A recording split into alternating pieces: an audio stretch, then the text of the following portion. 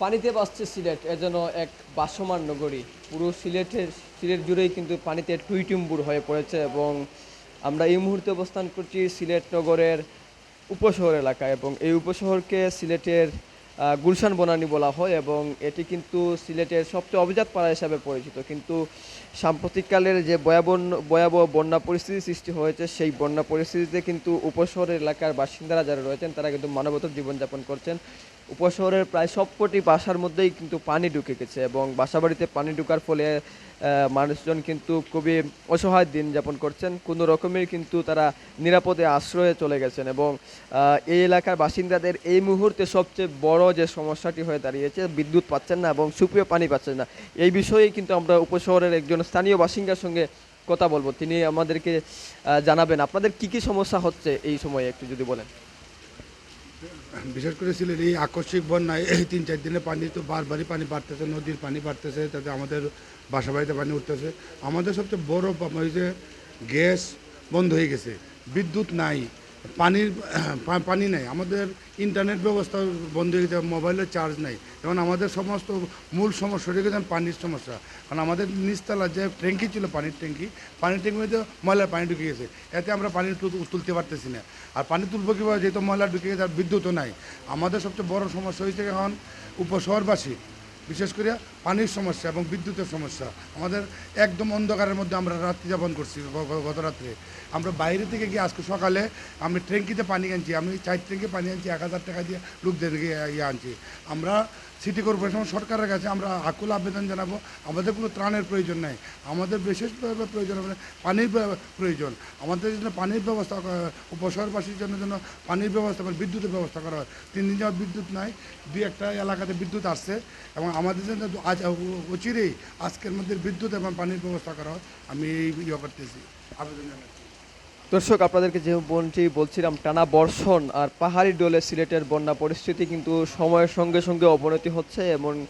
এমনকি নতুন নতুন এলাকা প্লাবিত হচ্ছে এবং নতুন নতুন এলাকা প্লাবিত হওয়ার কারণে কিন্তু মানুষের যে আশ্রয়কেন্দ্রতে খুব মানুষ আশ্রয়কেন্দ্রের দিকে চলছেন এবং এই মুহূর্তে সিলেটের সিটি কর্পোরেশন এলাকায় প্রায় 15টি আশ্রয়কেন্দ্র খোলা হয়েছে এবং একটু আগেই সিলেটের সিটি কর্পোরেশনের মেয়র আরিফুল হক চৌধুরী উপশহর এলাকার পরিদর্শন করেছেন এবং তিনি যেমনটি বলছেন যে এই এলাকার মানুষজনের জন্য তিনি কিংবা সিলেট সিটি কর্পোরেশন এলাকায় যদি আরও আশ্রয়কেন্দ্র খুলতে হয়, তিনি জরুরি যে পরিষেবা রয়েছে সেগুলো তিনি নিশ্চিত করছেন এবং আপনাদেরকে যেমনটি বলছিলাম যে সিলেটের কুশিয়ারা সুরমা নদীর পানি বিপদসীমার উপরেই কিন্তু প্রবাহিত হচ্ছে এবং কুশিয়ারার নদীসহ দোলাই, পিয়ান নদী, স্থানীয় সবকটি নদী হাওরের কিন্তু পানিতে টুইটুম্বুর আকার ধারণ করেছে। গোয়েনঘাট উপজেলার বেশ কয়েকটি এলাকায় কিন্তু পানির নিচে তলিয়ে গেছে এবং গোয়েনঘাট প্রায় সবকটি এলাকায় বলা চলে পানির নিচে তলিয়ে গেছে এবং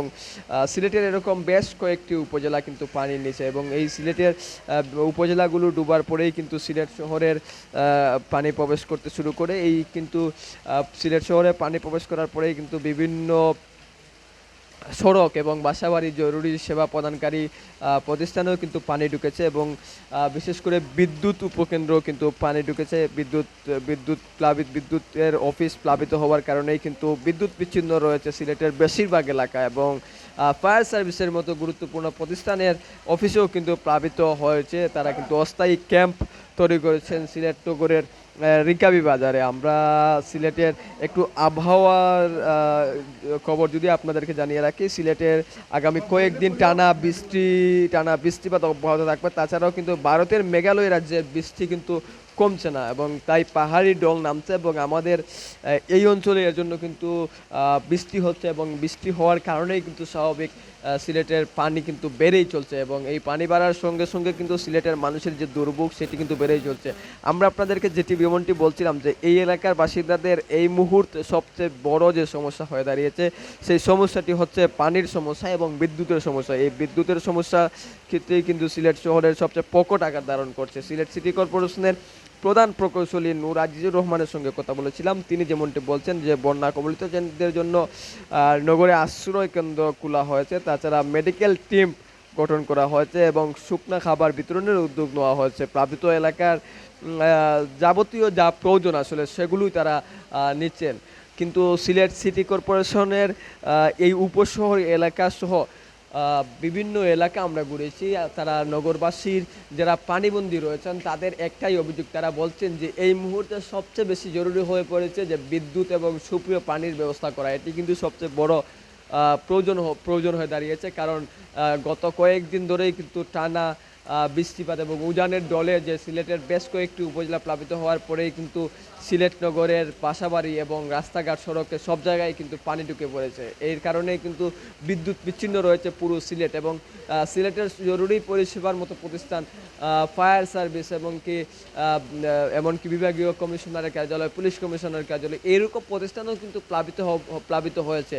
তো সব মিলিয়ে সিলেটের যে বন্যা পরিস্থিতি সেটি কিন্তু অবনতির দিকেই যাচ্ছে, এবং সময় বাড়ার সঙ্গে সঙ্গে বৃষ্টিপাত এবং উজালের ডলে কিন্তু পানি বাড়ছে। এবং আবহাওয়া অধিদপ্তরের খবরে যেমনটি বলা হচ্ছে যে আগামী কয়েকদিন টানা বৃষ্টিপাত অব্যাহত থাকবে। এই বৃষ্টিপাত অব্যাহত থাকলে কিন্তু পানি আগামী আরও বেশ কয়েকদিন আরও বাড়তে থাকবে, এবং পানি বাড়লে কিন্তু মানুষের যে দুর্ভোগ এবং নতুন নতুন এলাকা আরও কিন্তু প্লাবিত হওয়ার আশঙ্কা করা হচ্ছে। তো এই ছিল সিলেট সিটি কর্পোরেশন এলাকার উপশহর এলাকা থেকে বন্যা এবং জলাবদ্ধতার সার্বিক নিয়ে সর্বশেষ।